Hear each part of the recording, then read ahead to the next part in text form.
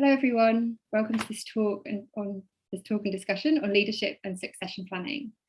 I'm Rosie Herman. I'm a PhD researcher working in relation to the Triangle Network, and this is day 2 of the Triangle Network Forum and the third event in this series. So the forum takes a series of talks and discussions that addresses some of the common challenges that independent art spaces and art collectives are facing today in different parts of the world. The forum has been enabled by the collaborative doctoral partnership established between Gasworks, the Centre for the Study of the Network's Image, and the Curating Contemporary Art programme at the Royal College of Arts in London. Yesterday, we had talks on maintenance and precarity, and these are now available on the Triangle Network TV YouTube channel. And we will be adding subtitles to these talks soon so that they are all available in English, Spanish, and Chinese. So later on today, we have another talk starting in approximately 3.5 hours, which is around operating under censorship, and that's with strategy consultant Svetlana Mincheva and artist Jack Keaton. And tomorrow we have a plenary discussion with some of the Triangle Network partners. So the full details of the programme and how to register are found via the Triangle Network website, and we can share the link for that in the chat. It should already be in the description if you're watching this via via YouTube. So today we are joined by Abhishek Kadam and Kushagra Merchant from the Social Synergy Foundation, and also Manjiri Dubey, who's Senior Programme Manager and Curator at Khoj. Manjiri will be introducing Khoj and the need for succession planning within the organisation, and Social Synergy Foundation will be introducing the work that they do and looking at Khoj as a particular case study of this. For the forum today, we've set up an Etherpad so that we can collect questions from across both YouTube and Zoom, and any comments as well that you may have as we go through the session. So we are sharing the link to that now, I believe. So please do add to this as we go through the session. We'll check that and feed any questions back into the panelists. So I'm really happy to hand over to Manjiri, who will start today's conversation. Thank you.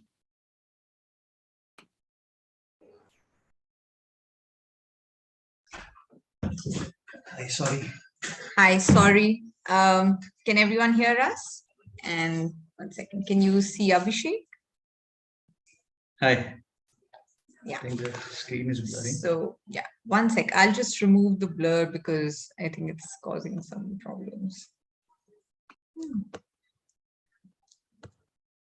I don't know how to do that. Okay, so you'll just have to. Okay. Hi, can you hear us? Yeah. Hi, everyone.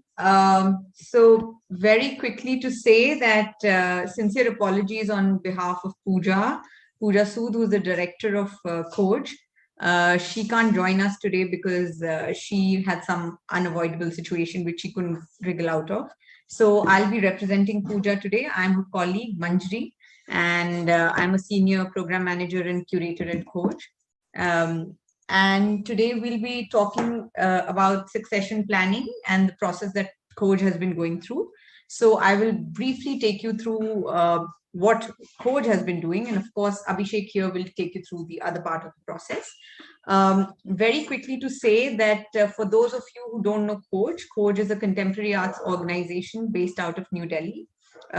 It started in the year 1997 and Khoj turned 25 years this year. So we have a lot going on, but more about that later. So just to begin with how we came about the idea of succession planning, and also to say that, I'll be talking on behalf of Pooja. So this is also through my conversations with Pooja and through the conversations we've collectively had as a team that I'm going to say what the process has been for me. So Pooja has been the founder director of Khoj, and she's been around since inception for the last 25 years. Over the last 5 to 10 years, she's really felt the need to think about Khoj's future. And in the last 4 or 5 years, we started conversations with Social Synergy and Abhishek about what that would entail and what that means for Khoj. Because I think we felt the need over time that there is a lot of individual memory and history that goes in the building of an organization as well, and the networks that are built through the individual that need to be passed on to someone else who takes over in place of Pooja. But how can one transition from that position of being the director to another position where you're involved, but you're not overseeing the day-to-day workings of an organization, and also in a position where Khoj's legacy continues without having to depend on Pooja or that one person entirely. So we've been like thinking through all of those processes, and I think increasingly we also felt the need that we need to work towards a model of collective ownership, wherein we are all as a team also accountable for what Khoj does or what happens at Khoj, because I think there is too much pressure on one person, and and that person is always accountable for what's going on. So I think decentralizing all of those positions of power as well. Also to say that Khoj now has a very beautiful building in New Delhi, which is an asset for Khoj. It also has a website, which I have pasted on the chat. You can have a look at it. So it has been reinforced quite recently to handle more robust programming. And it's also a way for us to connect to the rest of the world outside of India. It also has a small corpus. So these are the things which are really valuable for Khoj, and also makes it more and more urgent for us to think of how Khoj can continue beyond or independent of the director.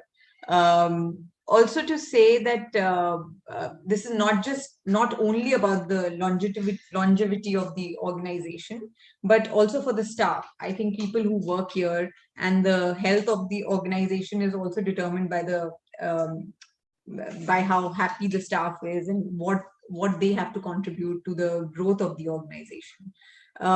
So we've been in conversation with Abhishek about how to go about it. Obviously, after a few months of our initial conversation, COVID happened. So a lot of the process got stalled because of that. And then we revisited this conversation with Abhishek, and now we are fully into it. We've had a few workshops with him, in-person meetings with him. Increasingly in India, we feel that the space for civil society and the platform for them to voice what they're doing or how they do things is kind of shrinking due to stricter government rules and regulations. And a space like Khoj is one of a kind. So there's not just a need from within, but there's also a need from outside for a space like Khoj to exist in this kind of scenario, which is an alternative art space for artists to do work and to make work and to push their practice.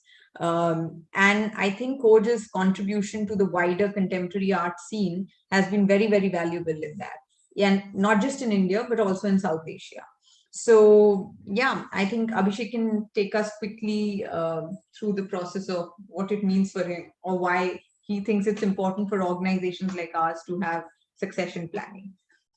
Okay. And I have the presentation if you want to share. Yeah, I think you can put it up. Okay, so I'll be sharing his presentation.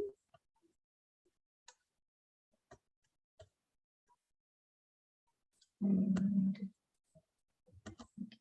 screen.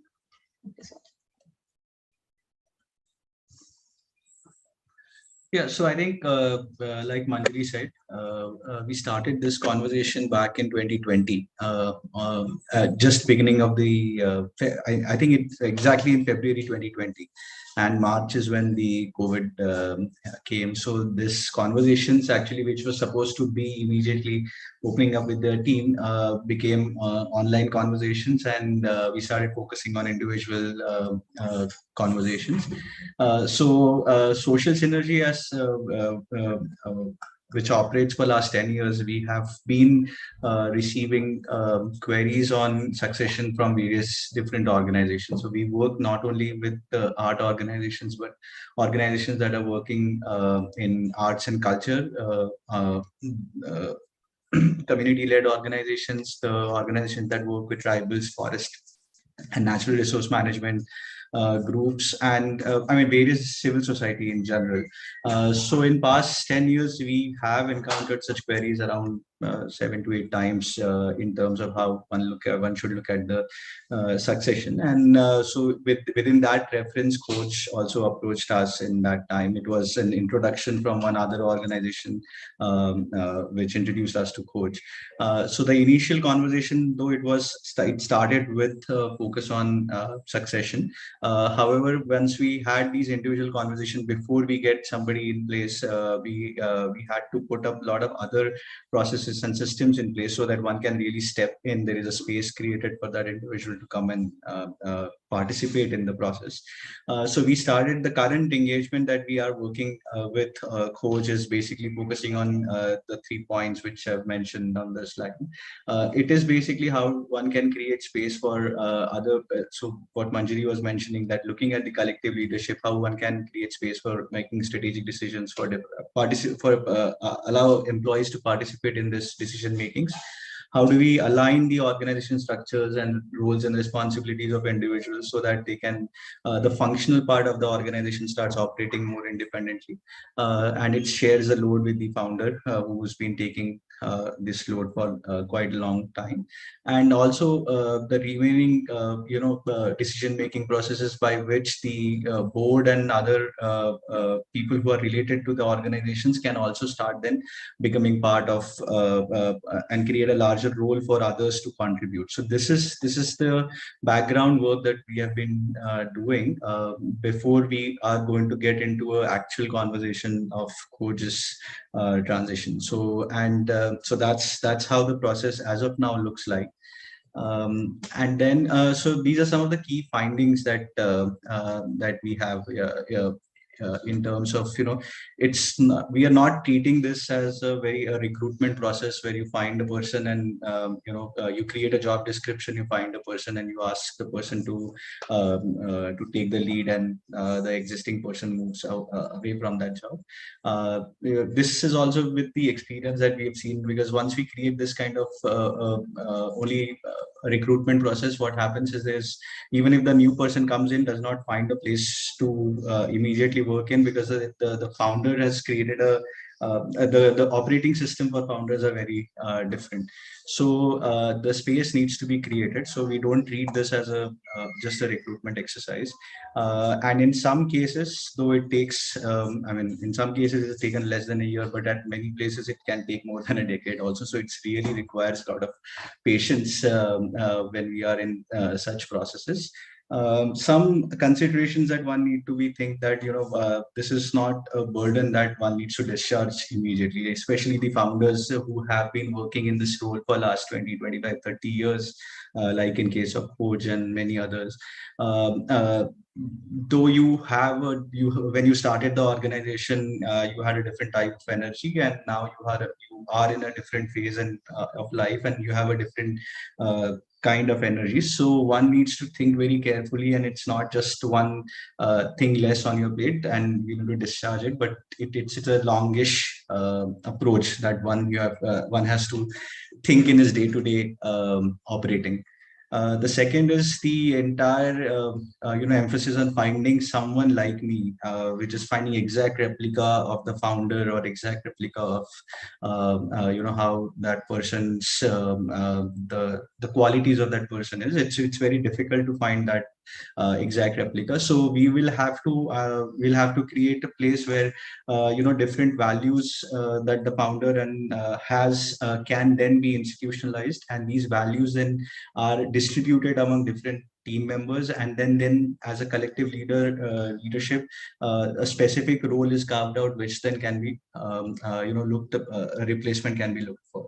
So that's another consideration that we think is very important to look at. The third thing is it also requires a buy-in from the board members, because once the board starts supporting the process, the facilitation of this process becomes easier. The board also then can put up certain checks and balances so that while this process is going on, there is no lapses in the governance system of the organization. So that's another important point to keep in mind. Then the intangible points, which often we don't see very explicitly in the organization, which is like the work ethic of a founder, the way the person works, the things that they don't want to compromise on. I think it's very important parameter. These are again very intangible. You don't see them very explicitly, but very important parameters to note down. The culture, overall culture of the organization, the way the founder has set up and nurture that culture, that needs to be put down on paper. The kind of ownership and accountability with this culture and this kind of work ethic the organization experiences, because of which the brand and because of which their credibility is established on ground. And also the financial integrity and governance, where the founder has played important role. So some of these elements which are very intangible needs to be noted down, needs to be the conversations during this process needs to be quite detailed on such things, so that the nuances are captured, and then that based on that any kind of new job descriptions or role definitions can come in. And the role of founder, or the role of a person who wants to be transitioned now, also is to create this enabling environment, to be participant in this process, and share things, share experiences the way he or she has felt it, and with the rest of the team, so the rest of the team and others also get to know what they are going to get into. So these are some of the key considerations that we thought are very important to note. And so based on this, what we thought is, if someone has to undergo this process or start some basic few steps, and what could those steps be? So one is, instead of immediately thinking of moving out completely of the organization and handing it over, can we find a role to succeed, a new role to succeed into? So can the founder find himself or herself a role where they want to step into and create that space for others to bring in, or a collective leadership to bring in? So that is a first step that one can think of. The other thing is, how do we slowly shift from only the executive role to more of a directive or a teacher kind of a role, where you create checks and balances and controls. But in this process, the important part is to have patience, to have a kind of a temperament which creates that enabling environment for others to come and share the load and take up that leadership positions. So that's the second part, that how do you move from the executive role to more of a directive or a guider or a mentor kind of role. Then also look at different functions which are hosted. I mean, in most cases, the founders host a lot of roles at their own end. So how do we look at the different functional roles like fundraising, or the networking and building up the organization, and splitting these roles into operations and with many other different team members, and build those functional skills and functional roles for the team members as well.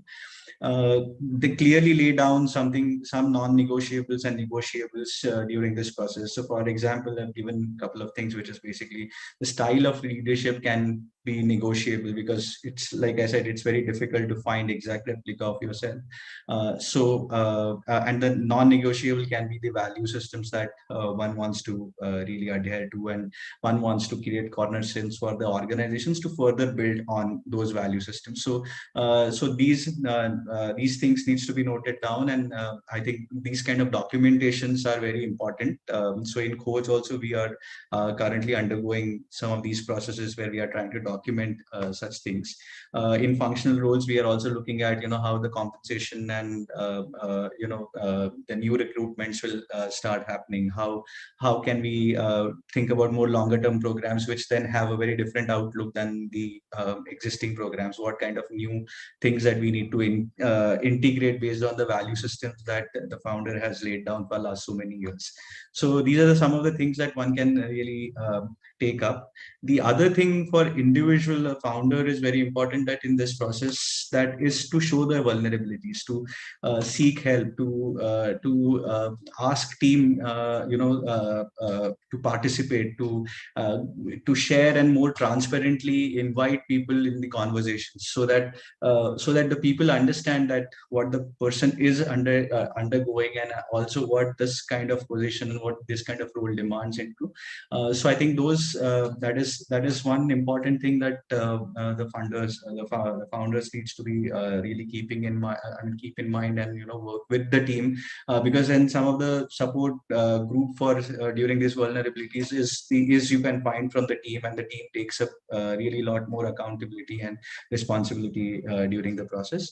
So these are some of the key steps that we thought we'll mention during this, and then based on so these are some of the guidelines as of now what we have seen in last 10-15 years when we dealt with different organizations who are dealing with or planning to deal with succession.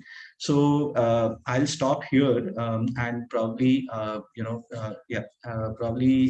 ask open this for a Q&A, where if you have any specific questions, because the overall process for each organization is not very templatized. It's very individual organization driven process. So what will work for Khoj may not work for someone else. So the customization of such processes and such things needs to happen. So that's the reason when I mentioned all these points, these are only the high level guiding principles, and one has to really look into the organization and their own operating styles and operating ways to customize some of these, and then plan for what we are calling succession.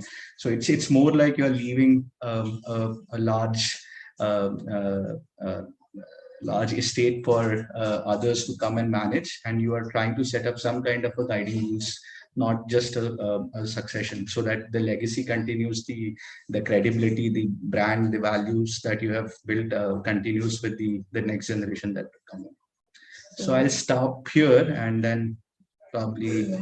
Thank you, Abhishek, and that was really helpful. And I'd like to also iterate and take it forward from Abhishek's point on a couple of things, that he's absolutely right. When we began this process, our starting point was to coherently articulate what Khoj is and what it does. Because I think the founder has been around for like 25 years, and she has seen Khoj grow and start and face several challenges, but people have come and gone, the program team and other people. So I think that sort of coherent articulation was a must, and it was really helpful to go through that entire process with Abhishek, that what does Khoj really stand for, what it does, and also to ensure, like Abhishek said right now, that Khoj has a certain set of ideals, certain value system and an ethos, and it's really important that post the founder or the director, that those our curatorial stance and the direction that we want to move in continues, because we are also at the end of the day accountable to our funders, and we are a public institution, so we are accountable to the people whose money we spend on our program. So yes, those were really valuable bits as well. So if anyone has any questions. I just wanted to ask a bit more about, so how far through is Khoj in this process, and how do you see this process continuing to develop? What sort of timescales are you working on at the moment, and what happens next? Yeah. So I'll give you my answer, and then probably I'll ask Manjari also to answer. So I think we started, like I said, the conversations first started back in March 2020 when the pandemic started. We moved the conversations to all the team members individually online. So we had almost 8 months of conversations with every individual, the board members, the existing staff members, the staff who left Khoj prior to that. So we tried to speak to as many people to understand where does Khoj lie, what does Khoj do, what is the meaning of Khoj's work in the public at large. Through that, we could derive certain things. So it took that took around 6 to 8 months. Post that, we had a very detailed workshop at Khoj when the pandemic allowed us to open up and meet physically. So those few workshops, and as of now, where we are is we are trying to, like I said, we are trying to document all the key functional roles that Pooja used to do, and what it means for others to participate in those roles, and create those spaces, create the conversation so that people can share the responsibilities, the new roles for existing team members, their responsibilities, their accountabilities. So that is one part that we are currently continuing. The second thing that we are doing constantly is also updating boards every quarter on this, so that they are appraised of where the process is, what it entails for next 6 months or next 9 months or next 1 year. So that's another thing that we've been doing. We are at the same time looking at closely keeping eye on the finances, that the way that when this process is undertaking, what kind of, if the new position needs to be created, then what is the affordability of organization to hire a new person in the founder's place, what exactly it means, what kind of financial burden it will mean, and where this money will come from when this kind of transition happens. During this process, we are also identifying, because the existing team members will have to take up some roles from the founder. There may be spillover from their jobs. So we are trying to create some new positions, and where the new members and new people can come and start taking up those roles. So that's where we are. Mostly it's a documentation phase where we are in, to document the culture, to document the work ethics and other things that I mentioned in the deck. So that's where we are in terms of progress. But I think so that as a external person, as an outsider, this is how I'm looking at it. But I think Manjari can also talk about how they are seeing. Yeah. No, I completely agree. I think this is broadly the process, but also the thinking about it has been going on for a very long time.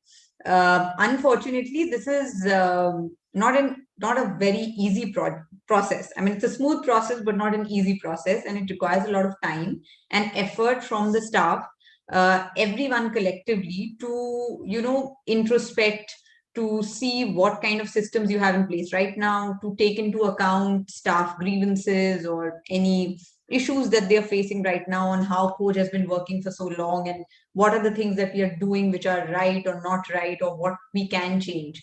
So kind of revisiting all of that, and to kind of formalize certain systems takes a lot of effort. And the best part about COVID was that the lack of on-site programming gave us that downtime to really think about all this. And Abhishek has put us on a very strict deadline on things. We have to meet him every Friday at a certain hour, and we have to update him with our own progress as well, because he comes, he meets us, and then they also give us a lot of homework, which you have to go back and do. And also, little things, like, I think when you work in an organization which has a very small team, you kind of just keep taking on work, keep doing things, and there's a lot of multitasking as well. Like, a person who's in the finance team is also handling other aspects of administration, and so is the person in the curatorial team and things like that. So also putting those systems in place by accounting for our own time, of how much time we can spend on each activity and what that really means. So that enables us to program better for the future, and to take on projects that we must do, rather than taking on everything which may not even add value by the end of the day, and lead to like eventual burnout of employees, and things like that. So I think that has been pretty helpful as well. And just basically streamlining the whole process, so that Pooja's transition also from the role she's at right now, which is the director of Khoj, to maybe a more advisory role, is also smooth and seamless. Yeah. And like he said, that this is not like a recruitment thing. Like, we can't put out a call and say that Khoj is looking for a director because the director wants to move on, because it's difficult to transfer that sort of knowledge of what Khoj was and what it has done to someone new suddenly. And for that person also to take on that huge task of running an old organization in the current scenario. So yeah. So would you say that even though this is a process which is ongoing, that it's already changing kind of organisational practices within how Khoj is operating and what different staff members are doing? Absolutely. And I think with changing times, we need to change a lot of things. Like there are certain policies that we probably did not have in place, but also we needed someone to broker those kind of issues between, say, the staff and the director, or the board and the director, and things like that. And I think those kind of things have come forward. And this succession planning has allowed for that discussion and debate, and to take into consideration many other viewpoints, so it is an ongoing process and a long one, but also things like how we are compensated, or what that structure should look like, and yeah, so just reviewing all of that and finding mechanisms for appraisal and all of that, which probably we had, but they weren't like formalized in this manner. So ensuring that those are also properly streamlined so that the handover is smoother. Yeah, I mean, Yeah. that's the other thing that I wanted to ask was around, you said that the process it's smooth, but it's not an easy process. And I was wondering if you could speak a little bit more about what those challenges potentially have been on your kind of journey so far.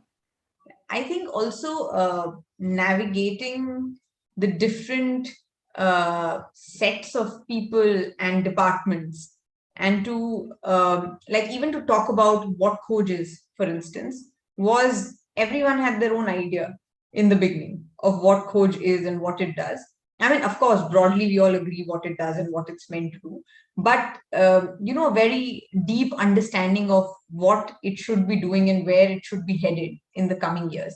So to be speculative while also understanding the need of the hour, and to unanimously agree on those things has been a challenge. Then to even go back and do this homework to account for, say, what all upcoming programs are there and how many hours do we need to put into each of those, then to see whether we need to hire more staff or not, whether the existing staff needs help or assistance on that or not, because we've been functioning in a certain manner which is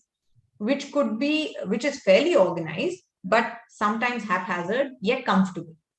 So we need to push ourselves to come out of that comfort zone, because I think there's a lot of since the director has been pretty stable, so a lot of things are like, you enter Khoj and you're told that you have to do this, and it's done. We take it for granted. But what happens when a new person takes over this role? What happens to our various policies that we have? And what happens to our working hours and compensation, and how many projects we can take over in a year? So all of that introspection and looking into each and every detail and accounting for our hours, that's not an easy part at all. And it also requires time out from your existing work, because we have enough deadlines to meet. And then, of course, Abhishek has his own set of very strict deadlines. So yeah. I really like oh, sorry. Yeah. So one challenge that I see usually is because, see, this kind of a work, at least for Khoj and many other organizations that we work with, this is not a project work. This has not been funded by any donors. So, getting a time out from entire team for those specific number of hours at times becomes a challenge, and unless they really put that time in, the things don't move forward.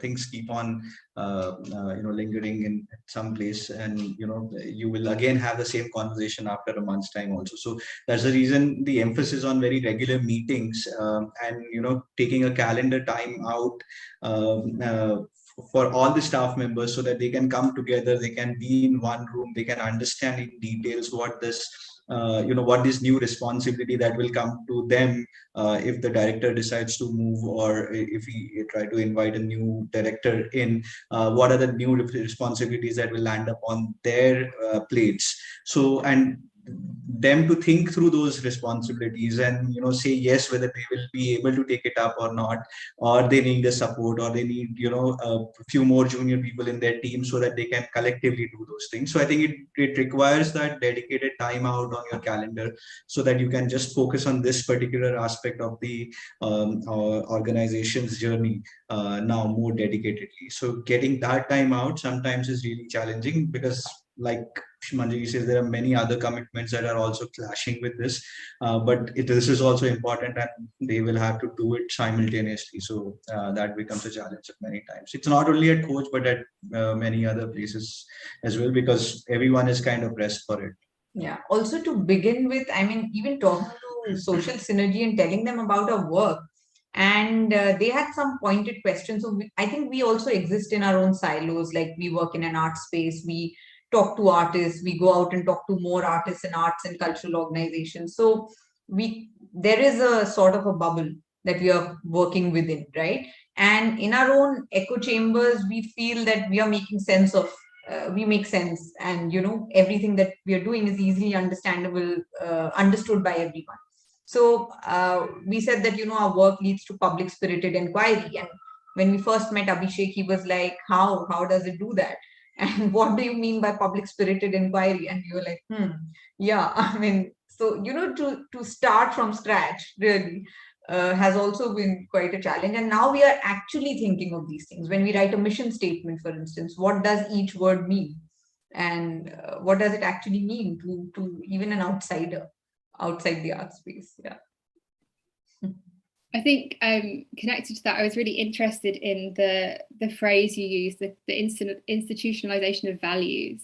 And I can see, that those discussions are happening within the organization to kind of articulate that through the members of staff. But I was wondering kind of what other mechanisms are involved, like how is that process formalized, and how do you kind of make sure that they're kind of institutionalized over the longer term, I guess. How do you kind of make sure that those values do continue to underpin the organization beyond the kind of being embodied by the staff within it?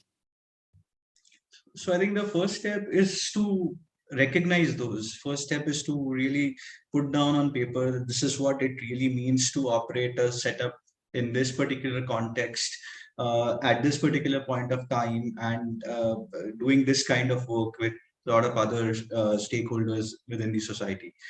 So putting it down in that manner in the first step itself is a starting point, because, and then opening up this to the staff to and check with them whether they understand it in the same way, or do they have a very different point of view on it. Checking with the board members to see whether is it what they are trying to govern for last so many years, or is it something else that they are expecting out of organizations. So that is the first step. So before we get into that process of institutionalizing it. So once we put it down, then the next step towards it is what are the specific mechanisms that one needs to look at when now this is recognized by the larger group in the organization, and if they have to execute it in the same manner. Say for example, writing a funding proposal and using particular vocabulary and particular way to narrate the organization's approach towards to solving a particular issue or addressing a particular issue. Then putting it down, and then looking at the existing system in terms of how the founder was making this particular decision, and now deciphering that decision to save the larger team has to make that decision. What are the enabling factors that that team will require? What kind of collaboration that they will require between each other, so that they can make and arrive at the same approach, similar kind of approach, and similar kind which does not compromises on the values that the founder was bringing in. And then so once these processes are set up, then the next step is how do we really institutionalize it so that it doesn't create a burden on the employees, it doesn't restrict them in terms of their creative the creative things that they want to do and bring in as a new ideas to the organization, but at the same time functions in a similar way that the organization was functioning when the founder is there. So that's the kind of thing, and this is always so that's the reason the founder doesn't have to move out. They will have to see through that the team is hand-holded through this and guided and mentored during this time, probably so that these processes get institutionalized over the period of time. So yeah, so that's kind of answer. But yeah, again, I said it works very differently for each organization, each system, and each setup in the way the context is, the kind of stand they want to take, a political stand or a political stand they will need to take in the current times. So I think it matters a lot on those external parameters as well. Thank you. I was wondering if anyone else has any questions. I know that I feel like I've hogged the floor a bit and interrogated you both, but yes, let me just see if there's any questions from anyone else. So Alessio has a question. He says, like many Triangle Network organizations, Khoj, like many Triangle Network organizations, exist because of the involvement of artists. How are they involved in this process? So like I said, when we began the process, we spoke with the artists that were associated with Khoj for long years. We did not interact with the newer set of artists, but I think the artists and people who were associated with Khoj for a long period of time. We tried to put down documents through their calls and through their interactions at what exactly Khoj's work and their association, why are they associated with Khoj, what they really when they look at Khoj, what do they really understand from their work, and how they see Khoj into the entire ecosystem. So we tried to put up those things as a document, which is what then we shared with the entire team, that this is what the artists and others who are outside Khoj are this is how they define it, and these are the definitions that some of the that are coming out as the purpose and purpose of this particular organization. And we try to decipher it through the conversations to bring to and to distill it, that this is what exactly what people mean, and this is how we need to keep intact even when this kind of transition is going to happen, and keep communicating with the outsiders. So I think we are continuing some of those conversations because some of these artists are also on advisory board and on board of Khoj. So through these interactions, we when we keep updating board and advisory about this, we make sure we speak with them and we keep them up to date on how things are. Yeah, and also to gauge their need for a space like this to exist. Because it's important to understand how they see us, since they are artists and they work with several other spaces and galleries and organizations. So why Khoj, and how is Khoj adding value to this ecosystem? Yeah. Thank you. Any other questions?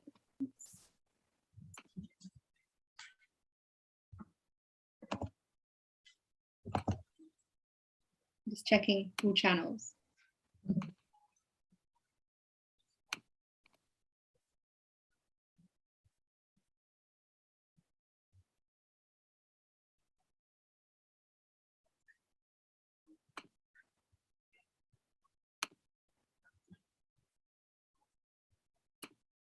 I think if no one has any further questions now, then I'd just like to remind everyone that the link to the Etherpad is live for the next couple of days, and that can still be a space where people might want to leave comments or other kind of reflections on the conversation today. And it's certainly a conversation that I think we'll be following up within the Triangle Network as well. I find the whole kind of process that you're going through so fascinating. It's so, you don't usually hear about the kind of inner workings, or I don't think many organizations engage in that kind of really reflective process of thinking about what it is that they do and having to kind of put that down on paper and then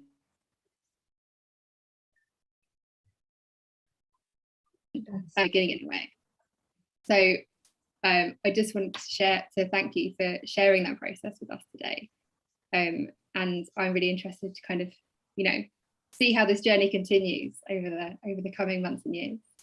And yeah, I mean, it was sad that Pooja couldn't join today, but thank you so much, Manjiri, and thank you so much, Abhishek. It's been really, really informative and, as I said, fascinating. So if you don't have any final words, then otherwise I think we'll bring this to a close. No, I think if anyone has any specific questions and if they direct to you and if you want some answers from us, we are happy to help in any which ways we think it would be helpful for the network. Yeah. Oh, that's really generous. Thank you. Yeah, and I'd just like to say thank you again for having Khoj participate in this. And sorry again that Pooja couldn't be here today. And I hope I did justice to her idea of succession planning. Yeah. And it's all about, kind of distributing this across different members of the team. So clearly that's working so far. Yeah, it's a collective process, like absolutely. Yeah. So thank you so much again to you both. Thank you, Rosie. Thank you so much to Triangle Network. Thank you. Thank you. Bye. Bye.